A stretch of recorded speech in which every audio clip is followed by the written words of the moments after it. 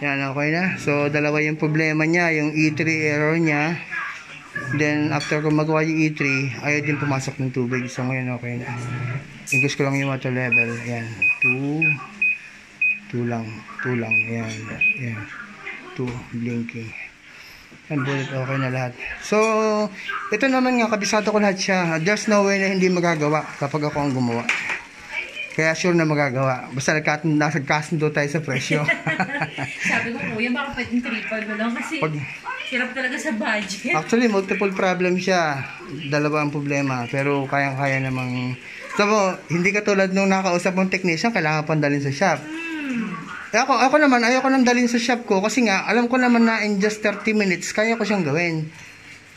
In just 30 minutes, kung mag-aapura ka. Diba? Kasi pag gano'n kasi hindi nila, may duda kasi ako. Kasi sabi ko, nakalagay kasi doon home service. So, ibig sabihin, pwede na sa langan. pinicturan ko Okay na, pwede na. Kaya nag-second thought ako sa'yo. Kasi sinend para ko sayang yung picture. ano. Oo. Kaya ako nga kasi, sinabi mo lang yung E3, alam ko na. Tatak ka na.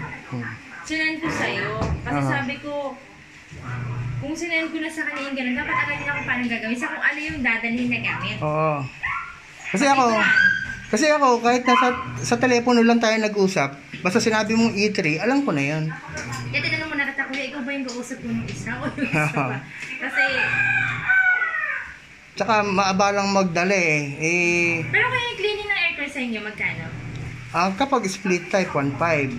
Kapag naman window type, yung pinakamaliit, 650. Kapag papalaki na, 750. Maliit na naman siya, nandiyan sa taas. 650 yan kapag yung pinakamaliit. Pero yung kasi parang yung siya, tumutulo. Ano yung tawag din yung Milik siya, milik yan. Kasi naiipon na yung mga lumot sa loob. Pag nag-yellow ba masyado? Oo. Kapag madumi na. Opo na, higa. May tawag dun eh. Ano yung sinasabi niya na kailangan? Yung preyon? Mahina ng preyon? Kung minsan madumi lang. Kaya kailangan i-cleaning lang muna ng mabuti. Sige pa, ano kuya, sa'yo ko nakakalinis yun. Paano na lang. Tapos sana may makuha murang-mura din. Sa panel. So, nakakapanghinayang din kasi.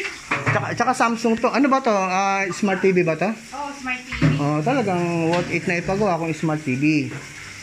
Kasi mahal din yung smart TV na ganyan, Samsung. Nabasag siya. So ito, ginawa lang yung kanyang backlight pero nagkamali. Nabasag pa yung panel niya. Pinapampo na si Mer. Okay na to. Then 3 months warranty po tayo. Kaya nga lang hindi ko warranty yung daga. Hindi ko warranty yung daga. Kaya next time na magka-problema naman niya na may kagat na naman ng daga. Ito na lang kasi papaano ko na rin yun screen.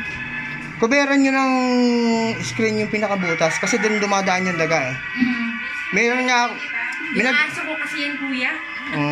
Nagpumilit na pumasok. Hindi, I mean yung pinaka-host mo. Ay, yung pinaka-host. Yung host mo, yung dulo niya, kuberan mo ng screen para hindi makakapasok yung bubuit doon. Doon talaga siya lumusot? Kasi may nagawa na akong ganito, ayaw mag-drain. Nung buksan ko yung drain niya, may nakabarang bubuit dun sa loob. Yung bubuit na buhay ibig sabihin... Doon pala yung naging sira. Doon talaga siya dumaraan kasi para makapunta siya rito. Sa labas to? Hindi.